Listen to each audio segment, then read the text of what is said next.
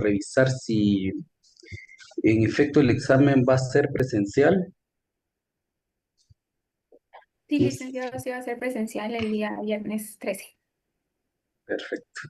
El lunes o el martes les voy a compartir la otra parte de de los antecedentes o de la evolución de los derechos humanos y, y- y lo voy a tratar de encontrar un material resumido de lo que vamos a dar en en los 4 días de la otra semana. Se los voy a tratar de pasar lo más pronto posible y vamos a desarrollar ese contenido en el transcurso de los 4 días. Así ustedes se preparan. No va a ser una cosa tan, tan difícil, digamos. Ustedes, así como son de estudiosos y dedicados, no, Ya, ya lo veo, ya lo no va a les va a comer. costar. ¿Qué? ¿Quién habla? Eh,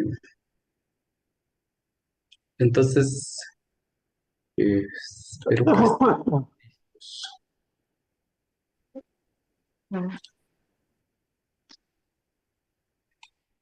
les quiero pedir una vez más que por favor eh, su micrófono lo tengan apagado.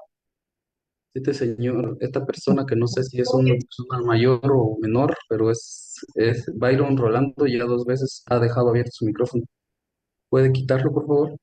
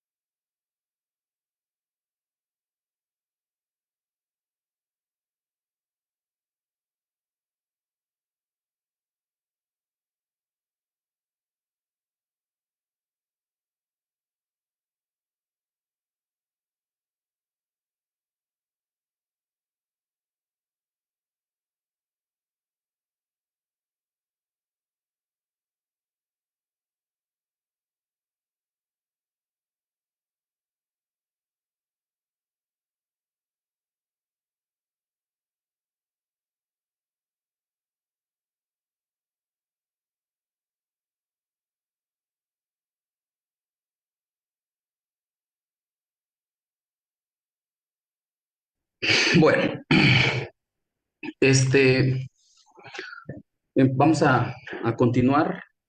Hoy cerramos un capítulo, digamos, un tanto lejano en cuanto a antecedentes que sirven como fundamento o que sirven como pilar para la construcción de todo un esquema mundial de, de derechos humanos. Eh, Yo no sé si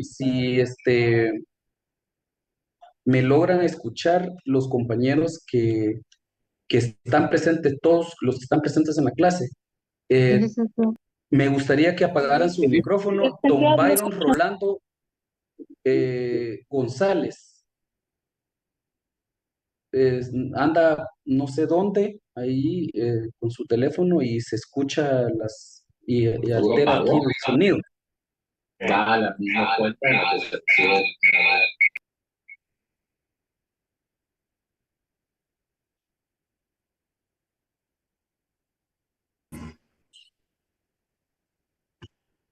Dígame, Jacqueline. Hola, buenas tardes. Únicamente para comentarle que Byron Rolando comentaba en el chat de que él está conectado desde una computadora de escritorio y que no le funciona el micrófono y la cámara. Lo puso en el chat de acá de Zoom. Ok, perfecto. Entonces como es el único micrófono que veo abierto, entonces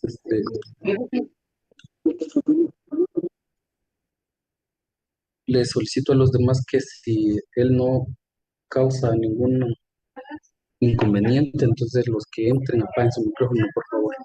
Bueno, ya te les decía yo que en cuanto a en cuanto a la evolución histórica, estos tres documentos que hoy cerramos em, sirven de pilares porque, porque tienen impregnadas ciertos resultados que, que inciden en, en la organización de los estados, de los futuros estados y de los futuros sistemas de gobierno. Bueno, de hecho, pues ya venimos hablando del sistema, de los sistemas desde la monarquía, que es al principio, eh, incluso desde muchos años atrás del que nosotros empezamos a mencionar, ese fue un sistema por muchísimos años. Los casi 1000 años del reino, del Imperio Romano, tuvo sus épocas. En Grecia Es que tuvo no, sus no había. épocas y sus formas, eh, pero anterior a ella y en otros territorios eh, tuvieron la misma manera. Lo único que, que se destaca, digamos, es algo en Grecia y una etapa del Imperio Romano que es el ejercicio de la República, que precisamente en Atenas, en Grecia, es donde se hace un pequeño ensayo sobre democracia, que por cierto ahí tiene el origen el término, y se practica en la vida política en el Imperio Romano, en la era de la República. Esa idea, esa idea va a venir a tener alguna incidencia en esta etapa, en este momento en del que vamos a platicar ahorita, que es la constitución del último gran documento o de los únicos eh, gran evento histórico. Este es el mejor. Verificar respecto al procesado movimiento migratorio, el movimiento migratorio vigente y que informe si existe una nueva dirección en fiscal en la Superintendencia Tributaria, Suprema Electoral, MAI con licencia de conducir, etcétera, para hacer efectiva una orden de aprehensión de los rebeldes. Instrucción de la fiscal general. Gabriela, su micrófono. Por la conducta. eh, Esta es la parte más importante de la historia, digamos. Hay muchos, desde luego, ¿verdad? Hay muchas épocas, pero esta en particular es la más importante para nosotros porque allí es el nacimiento de lo que es el Estado moderno actual. Y porque confluyen toda una filosofía que se había venido de forma diplomática, se había venido escribiendo. Digo diplomática porque pensar siempre ha sido peligroso para los dictadores, ¿verdad? Siempre ha sido peligroso para el poder. Lo sienten como una amenaza. Y en aquella época no era la excepción, pues digamos, así como ahora eh, tenemos sobre nosotros una presión, eh, eh, digamos, inducida hacia ir hablando sobre solamente ciertas cosas y de otras mejor no hablamos, así en la época también era igual. Y atreverse a opinar diferente significaba eh, la guillotina, ¿verdad? Una condena a la pena de muerte. Y ahí sí, literalmente les cortaban la cabeza como pena máxima. Entonces, eh, en este documento se confluye toda esa intelectualidad y nos ha servido, y nos ha servido, y nos sirvió, digamos, históricamente para seguir extrayendo más y mejores o puliendo el pensamiento eh, político, económico, social, eh, que se materializa, digamos, de alguna forma en las leyes. Entonces, eh, estábamos en la parte en la que, en la parte histórica, que hoy lo cerramos, dijimos, y vamos a evaluar el documento, pero vamos a hablar también de de esas escuelas, ¿verdad? Porque hay que hablar del positivismo y del naturalismo, que ahí empieza como a cobrar vigencia esa parte.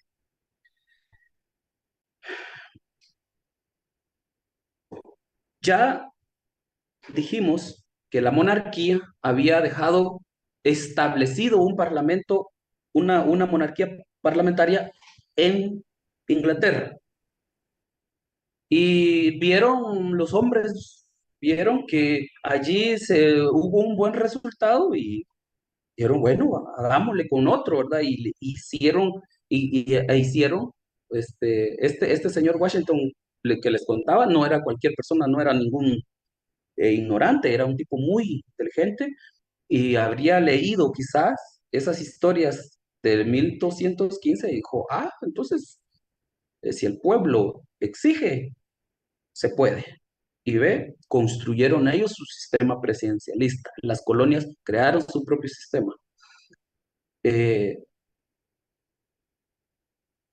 Muy cercano a ello, muy cercano, porque es el 1776, y muy, no solamente cercanos en cuanto al tiempo, sino también en cuanto a la participación directa, porque se recuerdan que los franceses les ayudaron a los nuevos, a los invasores estos, a los asaltantes estos que se habían instalado en las colonias, y que los ayudaron a que floreciera su idea de independencia.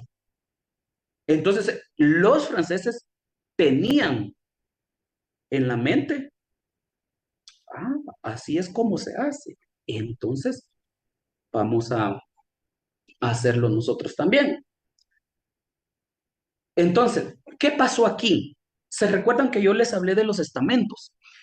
Los estamentos eh, se conforman, el primer estamento, el número uno, se conforma del rey. El segundo estamento lo conforma la iglesia y la nobleza y los varones, los señores estos duques, los condes o condesas. Y en Francia, acuérdense que Francia es otro reino, ¿verdad? Allá en Inglaterra ya lo dejamos. Allá tienen una monarquía parlamentaria. Pero el hecho de que estos señores ingleses tuvieran eso, ese modelo, esa forma de gobernarse, no significa que por eso Francia lo iba a implementar. No, en Francia se seguía administrando de la forma absolutista. El rey seguía siendo el soberano y sus segundos al mando, pues era el clero, todo la gente de la católica y los nobles. Ellos conforman el segundo estamento y el tercer estamento lo conforman los feudos.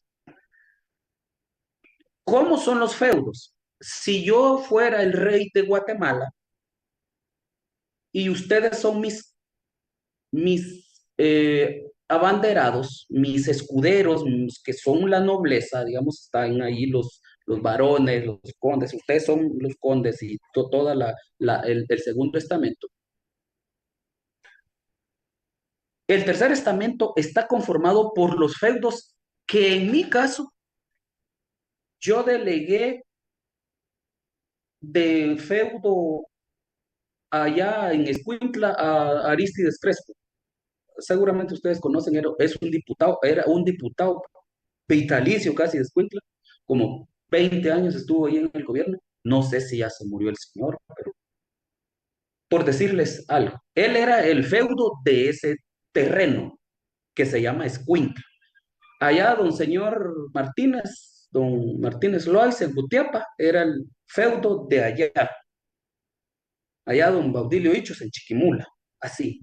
Esos eran los feudos, esos eran los que conformaban el tercer estamento. Entonces, estos señores, n- al tener dos estamentos superiores a ellos, su voz allí en las reuniones no se escucha. Son bastantes, sí, pero no se escucha porque no tienen el poder que tienen los nobles. Supongan que si yo fuera un noble, yo tengo asignado Guatemala entera y aquí una Margarita o Gabriel López o Gabriela López o Verónica Rodríguez tiene asignado El Salvador, Panamá y así, ¿verdad? Cada uno de nosotros ha colocado un feudo. Nosotros, como jefes de los territorios, estos grandotes, con banderitas así, nosotros sí podemos hablar con el rey y discutir con la iglesia, ponernos de acuerdo sobre algunas decisiones que vamos a tomar. Pero a estos señores aquí de Escuintla, de Jutiapa, menos le van a poner atención. No, o sea, es decir, ellos con nosotros a lo menos un adiós, ¿verdad? Pero que vayamos a ponernos de acuerdo en algo, no necesitamos, porque solo necesitamos el voto de la iglesia, de la nobleza y del rey. Entonces, las decisiones que el rey toma les afectan a ellos. Y ellos, obviamente, por el tema de los tributos, sienten el peso de pagar, vamos a decir así, una producción de 70 quintales de trigo, de 70 quintales de azúcar, por cada 100 tener que tributar 70 no es negocio, dirían, ¿verdad? Entonces, eso a ellos les calaba. Les llegaba tanto que un sujeto bien conocido, por aquí se los voy a poner en una imagen,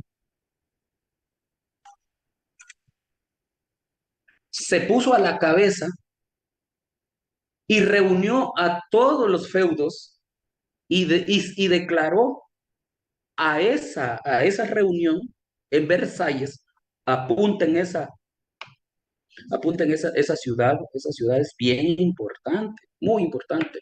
De las palabras importantes que tienen que ir apuntando, esa es importante. Versalles es una ciudad francesa donde se reunieron estos y dijeron, bueno, como nosotros somos un montón, porque imagínense, El Salvador tiene 14 departamentos, Guatemala tiene 22 departamentos. Allí, solo ahí en dos terrenos, ya hay 22 más 14, serían como unos, ¿qué? 30 y, vamos a ver, 36. 36. Oh, chicas, No soy ingeniero, no tengo la habilidad matemática que tienen los ingenieros, pero 36 personas. ¿Y cuántos varones vieron ustedes que arrinconaron al rey? 6, ¿verdad? Entonces, enfrentarse a 36, solo por decir algo, porque eh, no tengo la suerte de saber cuántos eh, departamentos tiene Honduras, pero hagamos de cuentas que tiene unos 20 más. Serían 56 varones, cada uno con su ejército, porque esos territorios feudales tenían a lo que nosotros en economía hemos conocido como los siervos de la gleba, y los siervos de la gleba también eran reclutables. Entonces, tenían sus ejércitos, por lo menos de algunos 50 o 100 podían aportar cada uno de ellos, o sea, 56 eh, feudos con 100 elementos, con 100 soldados cada uno, es decir, una vastedad de gente enfrentando a, a seis nobles, seis caballeros que si ya no tienen estas fuerzas, estos recursos eh, militares, bélicos, ya no tienen capacidad. Y entonces, este señor declara eh, a la asamblea de todos los feudos, la declara eh, asamblea de nacional, asamblea nacional de Francia, algo así se llama, Asamblea Nacional de Francia. Es decir, él de una vez elimina por completo el poder de los nobles y el poder del rey. De una vez los elimina por completo. Naturalmente que eh, eso no es tan sencillo, ¿verdad? O sea, el hecho de que ellos desconozcan a esa autoridad implica que ellos no se van a quedar de manos cruzadas. O sea, ellos van a irse a la guerra a defender sus intereses con todo, con todo. Pero la fuerza de estos señores era brutal, totalmente abrumadora, digamos. Bien, ¿qué hace Robert Spears en esa reunión? Pues hace nada más y nada menos que declarar esto.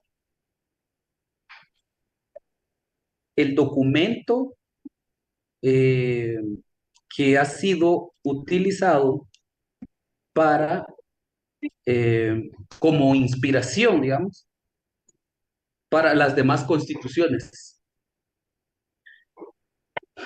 Pero lo más interesante de esta situación aquí, digamos, directamente en el campo de batalla, es, eh, es que a este pobre señor, que es eh, Luis XVI, él era el monarca del momento.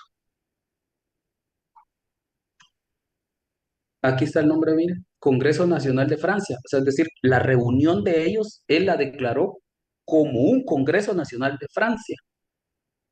Entonces, ¿qué hacen con los señores estos? Lo llevan a la plaza, bueno, después de declarada, después de que se conforma el Congreso, ellos redactan la declaración y empieza la cacería pues, de los nobles y del rey, hasta que ahí en París lo cercan y lo agarran y en medio de la plaza, literalmente, le colocan la cabeza en una guillotina y ¡fu! Le vuelan la cabeza. Cuando esto es muy importante porque al ver Holanda, Hungría, Inglaterra misma, España, todos los países o todos los reinos, por ese lado de Italia estaba lleno de principados, eh, Alemania, donde vieron eso, dijeron, ¿saben qué? No quiero que en mi país vaya a suceder algo como eso. Entonces, ellos decidieron la, lo que ustedes han escuchado que se llama la aristocracia, toda la sociedad de alcurnia, vamos a decir así, de la era de la monarquía, decide dar un paso al costado y dejar que los países, todos los demás estados europeos, los reinos europeos, empiecen a convertirse en eh, eh, estados como los que actualmente conocemos nosotros, ¿sabes? Estados modernos, con una administración totalmente diferente. Eh, el jefe, digamos, o el sujeto que se encargó de ir haciendo la campaña fue Napoleón de Bonaparte. Él es el que logra ir instalando en toda Europa, y el único país donde no pudo fue con Rusia. Eh, Rusia es un territorio muy hostil, eh, naturalmente, digamos, climáticamente. Entonces, allí no pudo pasar. Entonces, algo importante es decir, por ejemplo, que en Inglaterra, hoy en día, hay, estaba aquella señora reina Isabel, es el rey Carlos II, creo que se llama él. En España sigue ahí aquella familia de los Borbones, Felipe, no sé qué dinastía es hasta la fecha. Ya no son importantes, por eso no me los he aprendido, porque los importantes ahora, los que gobiernan y administran, ya son personas que se rigen bajo otros principios. Y más adelantito vamos a ver esos principios con los que ahora se rigen. Bien, estas personas hoy ya no tienen más que opiniones, digamos, políticas, una cosa así, pero ellos ya no toman decisiones en cuanto a la dirección del país. Son personas que se quedaron con mucho dinero, sí, porque los de Inglaterra sí que tienen mucho poder. Bueno, ¿qué tiene? ¿Qué contiene? ¿Qué contiene esa declaración? Eh,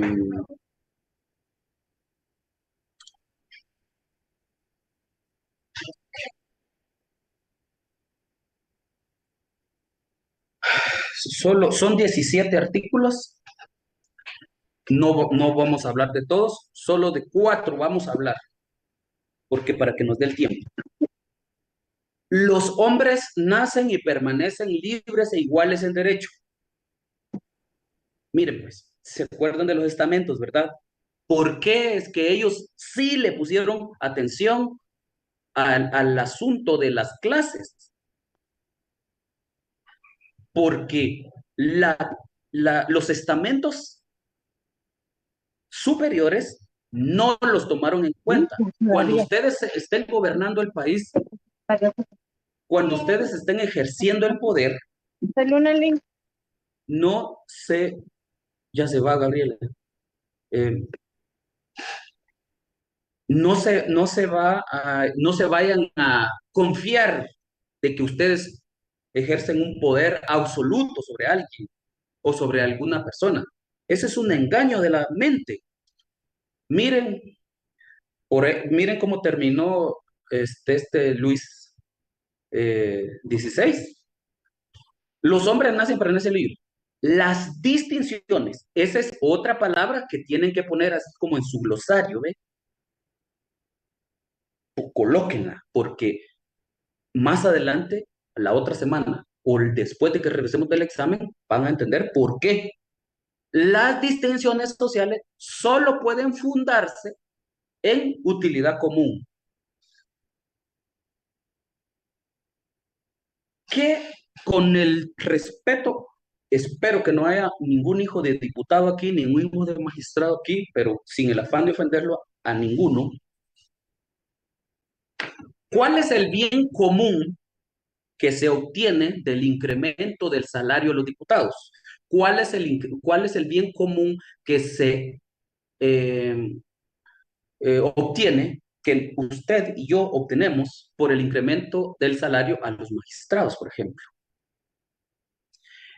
Las distinciones sociales. Ah, es que como yo sí uso corbata, entonces yo sí tengo derecho a ganarme 35,000 quetzales por estar sentado todo el día firmando documentos. Y los caballeros de armadura de hierro que andan cuidando las calles, que son nuestros agentes de la seguridad pública, y nuestros guerreros que salen a trabajar todos los días colgados en las camionetas, solo les pagan 3,500 quetzales.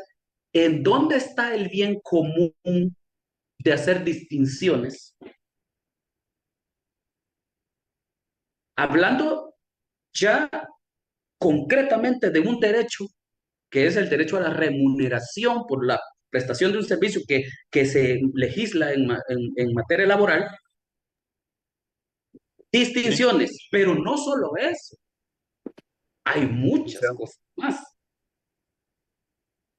Licenciado, perdón, ¿y qué dijo, qué palabra dijo que teníamos que memorizar? Distinciones sociales, ¿no? Distinciones sociales, Gracias. distinciones sociales. Bien, entonces las decisiones sociales solo se pueden hacer en utilidad común. Hay un artículo de la Constitución que, que dice que los diputados tienen eh, 172, creo que es, tienen prerrogativas. Entonces, la prerrogativas 161 es, para que lo lean, apúntenlo y después lo lean, ahí está en la Constitución. Los diputados son representantes del pueblo y dignatarios de la nación. Como garantía del ejercicio de su función, gozarán desde el día que se les declare electos las siguientes prerrogativas: inmunidad,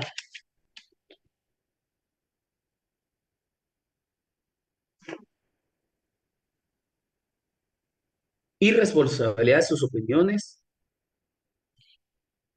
por su iniciativa o por la manera de tratar los negocios públicos. Irresponsabilidad. Entonces, eh, vean cómo aquí falta algo. Ahorita se los voy a enseñar. Ahorita se los enseño. Los diputados creen que son como superhumanos, ¿verdad?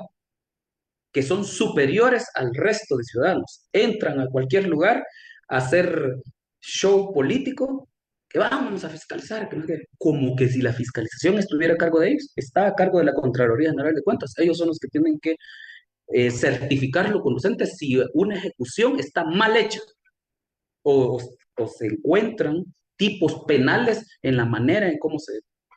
Es decir, las distinciones solo se pueden fundar en la utilidad común.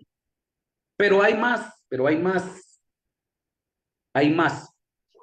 Ya el programa tiene ahí más contenido sobre la distinción social. El segundo artículo, el principio de la soberanía. Esta parte es sumamente genial, porque no estuviera diciendo lo que estoy diciendo, y eso es para ustedes también, es extensivo a ustedes y ustedes es extensivo para sus familias, es extensivo para todas las personas que habitan este territorio que se llama Guatemala. El principio de toda soberanía reside esencialmente en la nación. Ningún cuerpo ni ningún individuo puede ejercer autoridad alguna que no emane expresamente de ella. Es decir, y el cuerpo normativo es muy puntual, porque si hay algo que esté prohibido por la ley, ese es nuestro límite soberano. Esta parte es donde nosotros nos convertimos en los reyes aquellos, ¿verdad? El rey podía decir, tráigame 923 mujeres. ¿O cuántas dijimos que eran? Era soberano. Aquí, esta legislación de ese Congreso Nacional francés dice, a partir de ahora, todos tenemos soberanía. Es decir, todos somos soberanos. Y es muy importante, que sepan y que lo aprendan de este modo. Nosotros somos seres soberanos y no tenemos limitaciones. El mismo documento lo dice. No tenemos limitaciones más que lo que la ley prohíbe. Es decir, ese límite del ejercicio de nuestros poderes únicamente lo coloca la ley. Por ejemplo, no andar matando gente. O sea, puede usted dispararle a cualquier persona, así como en los juegos, ¿verdad? Pero eso está prohibido por la ley. Entonces, me va a disculpar, pero lo voy a tener que llevar detenido porque usted cometió homicidio. Los límites soberanos eh, innatos a nosotros solamente van a tener el límite que la ley le coloque. Aquí me quiero detener un ratito y quiero traer la atención de todos ustedes. Si andan durmiendo, díganle ahí a la gente que está alrededor suyo que le dejen escuchar esto. Nosotros no le entregamos todo el poder. Escuchen muy bien esto. Nosotros no le entregamos todo el poder a esos funcionarios que administran nuestro Estado. Este Estado es de nosotros. Y nosotros solo le otorgamos, le cedemos, le delegamos a través del voto facultades administrativas. Es decir, que usted y yo, cuando vamos a votar, nos desprendemos de un pelito de esa soberanía y la colocamos ahí para construir un poder administrativo. Y ese poder administrativo de lo que se tiene que preocupar es de cumplir con lo que aquí está establecido. Y aquí hay un montón de artículos que garantizan la libertad y la dignidad de los seres humanos. Por eso es que ellos, la igualdad, la libertad y la dignidad humana, es decir, de usted y de mi persona. Cuando usted sea juez, no vaya a creer que usted es el dueño de la justicia. A usted lo hemos contratado en calidad de funcionario público para que haga observación de nuestra legislación, que no se le violente ninguno de esos derechos a los ciudadanos que le van a llegar a someter a su juicio. Vean, aquí le voy a comentar otra. Cada vez que usted vaya a emitir juicio sobre un asunto que le sea sometido a su criterio, tiene que verificar, tiene que verificar bajo un concepto que se llama control de convencionalidad, en cada una de las decisiones que vaya a tomar. Porque si no, lo que va a suceder es que si yo soy el abogado de la persona que llegó a pedirle justicia y usted no hizo el control de convencionalidad, entonces yo me va a disculpar, pero yo le voy a tener que quitar el expediente y se lo voy a tener que elevar a una segunda sala. O sea, es decir, a sus jefes, a sus magistrados. Si es magistrado de corte de apelaciones, me va a disculpar, pero yo le voy a tener que quitar el expediente y me lo voy a tener que llevar a las cámaras. Y si no, pues lo sacamos y lo sacamos. Eso es lo que nos hace a nosotros soberanos. Eso es lo que somos. Artículo 140, para que no digan que yo los estoy tratando de, de embaucar, diría Lenin. Dice el 141, la soberanía radica en el pueblo. ¿Quién es el pueblo? El pueblo, usted como juez, porque yo, como ya le dije, que yo lo miro como diputado, como juez, como magistrado, yo no lo veo como un alumno. Usted se está formando para conocer en primer lugar sus derechos y para tener la capacidad de traducir el derecho. Dice, radica en el pueblo quien lo delega. Delega, delega. No me estoy entregando. Yo no soy propiedad del diputado, no soy propiedad del juez, diputado, de nadie soy propiedad yo. Yo soy mío y usted es suyo. Es soberano. Eso, usted es el soberano. Y dice, lo delega para su ejercicio en los organismos legislativo, diputados, ejecutivo, ministros y presidentes, y el judicial, los señores magistrados y los jueces.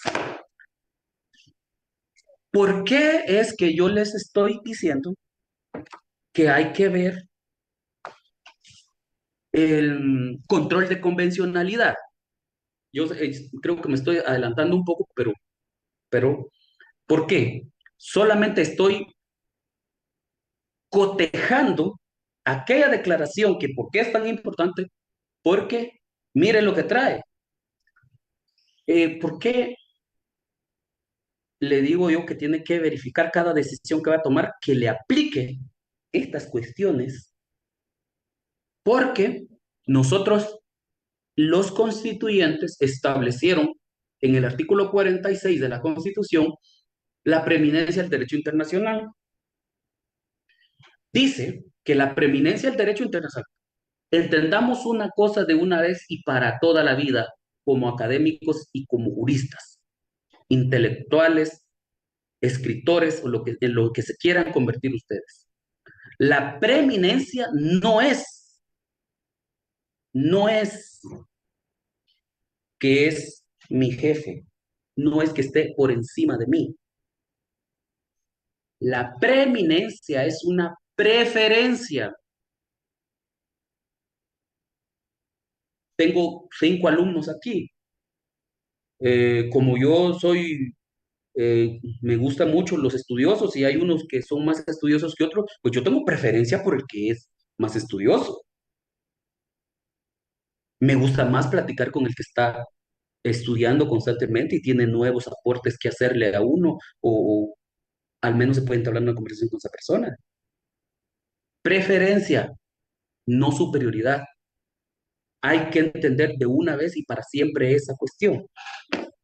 Principio, principio general que en materia de derechos humanos, solamente en materia de derechos humanos, los tratados y convenciones aceptables tienen preeminencia sobre el derecho interno. Sobre el derecho interno. ¿Cuál es el derecho interno, chicos? El código penal, el código laboral, el código civil. Bueno, en la teoría pura del derecho de Hans Kelsen, le ponemos el nombre de leyes ordinarias. Ese es el derecho interno. Bien, eh, me emocioné con esta. Vamos con la otra. La finalidad de cualquier asociación política. Ah, esta. Esta es nuestra asociación política. Este es el documento, esta es la escritura constitutiva de nuestra asociación. Ustedes y yo estamos asociados, porque si no me creen, ahí tengo yo mi credencial, el DPI. Yo sé que ustedes también tienen DPI, entonces estamos asociados. Porque si usted fuera salvadoreño, no me puede sacar un DPI, me va a sacar un DUI, porque allá es otra identificación. Ellos no son socios nuestros, excepto en tratados comerciales, ¿verdad?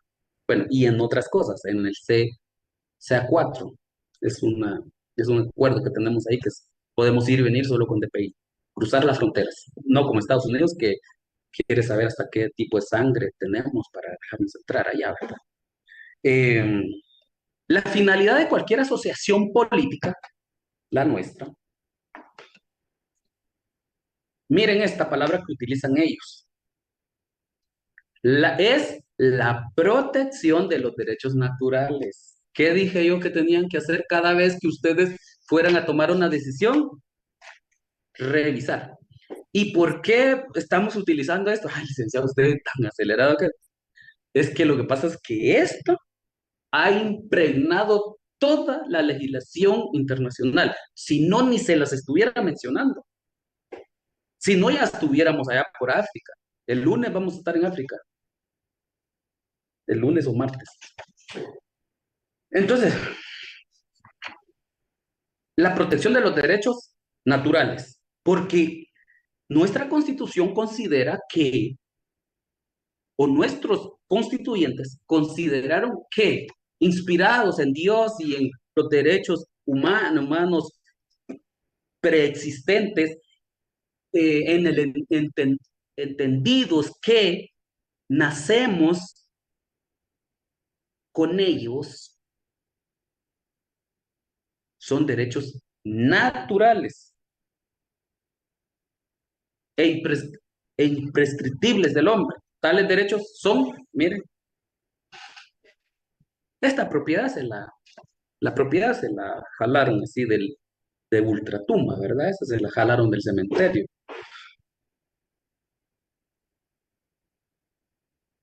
Tal vez porque ellos, pues son terratenientes, ¿verdad? Ellos tenían. Imagínense que yo fuera dueño de todo Escuintla, todos los ingenios que me tendrían que tributar. Terreu, que también tiene muchos de Suchitepeques, tienen muchos ingenios, mucha industria agrícola. Entonces ellos tenían que colocar, pero la seguridad y la resistencia a la opresión. Pues el contexto da para eso. Bien, de esta, de este postulado,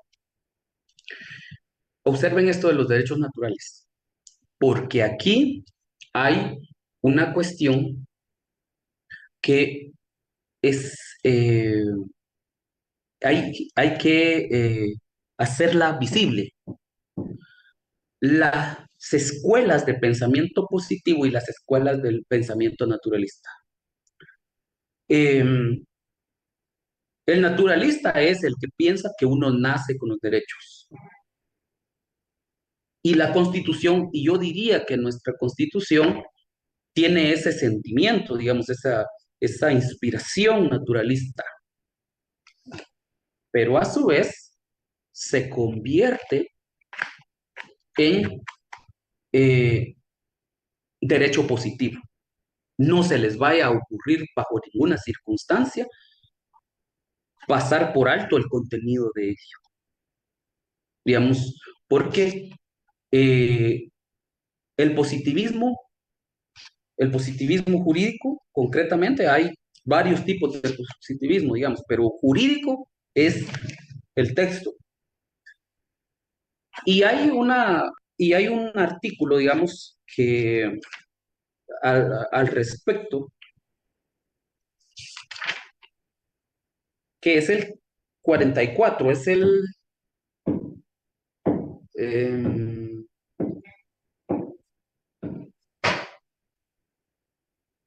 Dice, los derechos y garantías que otorga la Constitución no excluyen a otros. Vea, que aunque no figuren expresamente, esta, esta es una combinación de positivismo y naturalismo, porque es un texto constitucional que deja abierta la puerta al naturalismo, a que el, a que el,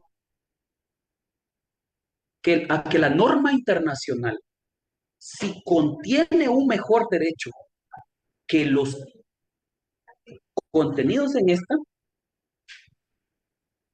se puedan acoger, se puedan utilizar. Bien, es demasiado eso, porque todavía no hemos evaluado los principios. Entonces, ahorita todavía no lo podríamos comprender a la perfección, pero vamos a hablar. Pero quería que tengamos claro, yo, pues, respecto al positivismo, hay una frase, me recuerdo yo, que había un sujeto, un tipo de esos politiqueros que decía, sed lex, dura lex. Eh, el positivismo tiene eso. Si no está escrito, cerrado. Sí, hombre, pero es que lo que pasa es que eh, yo tuve un maestro que me decía, eh,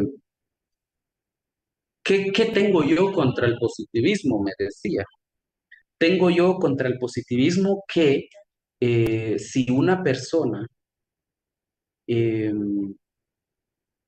plantea un desahucio y presenta toda la documentación, eh, si no saben qué es un desahucio, pues es un desalojo, ¿verdad? Sobre una propiedad. Hablando concretamente de una casa, está habitada por unas personas y yo soy el dueño de esa casa. Tengo mi escritura registrada allá en el registro de la propiedad y es mi nombre, yo me identifico con el juez y yo le digo, señor juez, vengo a plantearle aquí un desahucio, un juicio de desahucio. Yo soy el legítimo propietario de ese bien y esas personas no se quieren ir de ahí. Entonces el juez otorga, entonces verifica la documentación y dice efectivamente, como el Estado garantiza la propiedad privada y considerando que las personas que reclaman están en legítimo derecho de, de hacer uso de su propiedad, pues resuelvo expulsar a las personas y expulsan a la persona. Y resulta que la persona expulsada es la mamá del dueño. Ella ya es una ancianita que no tiene a dónde ir. Entonces, tiene este, e incluso ella fue la que le donó ese bien.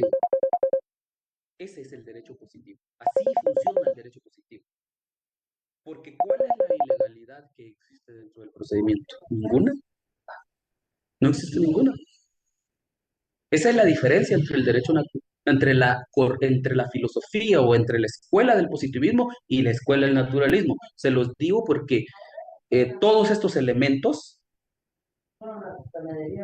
van a van a como encontrar cierto asidero, digamos, en los principios que rigen el derecho internacional, que es lo que estamos tratando de despejar, ¿verdad? Estamos despejando conceptos eh, a manera de poder tener todos los elementos suficientes para podernos trasladar hacia aquel punto del programa, que son nada más 6 clases de contenido, eh, que si los vemos de la forma técnica, pues se van a dormir, pero si las miramos desde, desde eh, desde esta convergencia, desde este encuentro eventos, situaciones que se han dado y de que han generado. Por eso yo les quería colocar eh, lo que decía Galeano, ¿verdad? Sobre la utopía, porque es el sueño, digamos, es el sueño. ¿Por qué digo yo que es el sueño? Porque miren lo que dice aquí.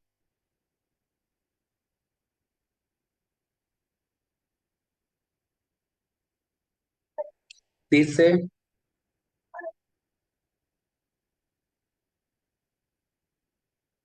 fundadas desde ahora,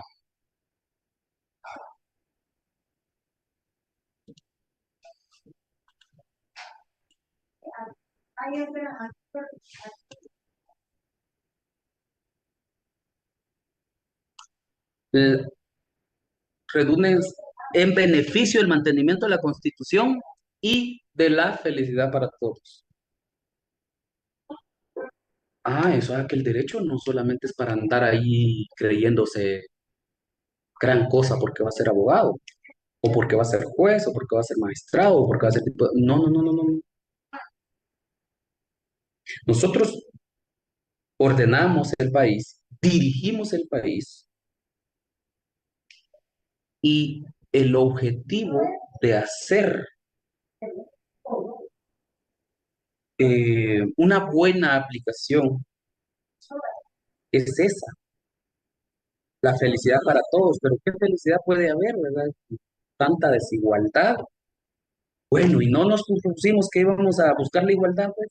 No nos comprometimos ante el pueblo y ante Dios. Entonces, no es de oprimir.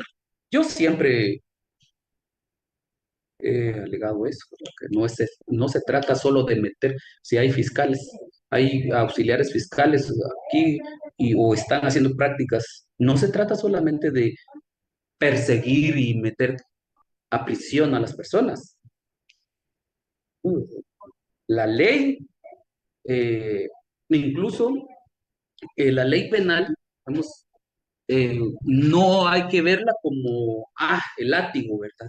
El látigo, sí, sino como un mecanismo de defensa ante el monstruo que es el Estado. Ahí está el-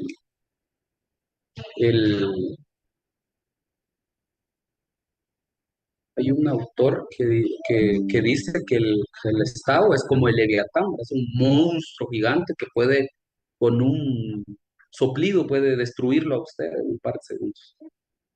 Entonces, porque sí tiene, efectivamente, tiene mucho poder. Entonces, el derecho eh, debe de servir para proteger a los ciudadanos, no para castigarlos, ¿no? Que no sea ese el fin, porque estos señores, a pesar de que, pues, todavía no somos nosotros, aquí todavía no somos nosotros, solo son ellos, porque la esclavitud sigue, y ellos tenían, debajo de ellos, tenían a los siervos de la gleba, los siervos de la tierra. ¿Quiénes eran ellos? Los pobres que sí se iban a solear, a cortar la caña, a sembrar la caña, a cultivar el café, a levantar el arroz, para que... Y esto pues tal vez en caballos sí los iban a cuidar, nomás que no se escaparan, ¿verdad? Todavía no estamos ahí nosotros. Tenemos, eh, esta es la inspiración de nuestros documentos, de nuestra acta constitutiva, de nuestra escritura constitutiva, en la que nosotros comparecimos en calidad de asociados. Aquí nosotros somos los socios, nosotros somos parte de esto. Ninguna autoridad nos puede quitar el derecho de disfrutar, o sea, es decir, el privilegio o el poder de disfrutar los derechos consignados aquí. Los instrumentos que se fueron creando a partir de aquí de la declaración, eh, son instrumentos que se inspiraron en esta declaración. Em, y bueno, se acabó la monarquía, le cortaron la cabeza al rey y nace el Estado de Derecho, que terminó aquí, que es en el que actualmente nosotros vivimos. Y nosotros somos Estado a partir de 1828 por ahí, porque la independencia es una independencia confederativa y es en el 1821. Entonces, pero se administra como más o menos así como actualmente. Entonces, en aquel momento. Bueno, chicos, entonces ya la próxima intervención ya es con este modelo.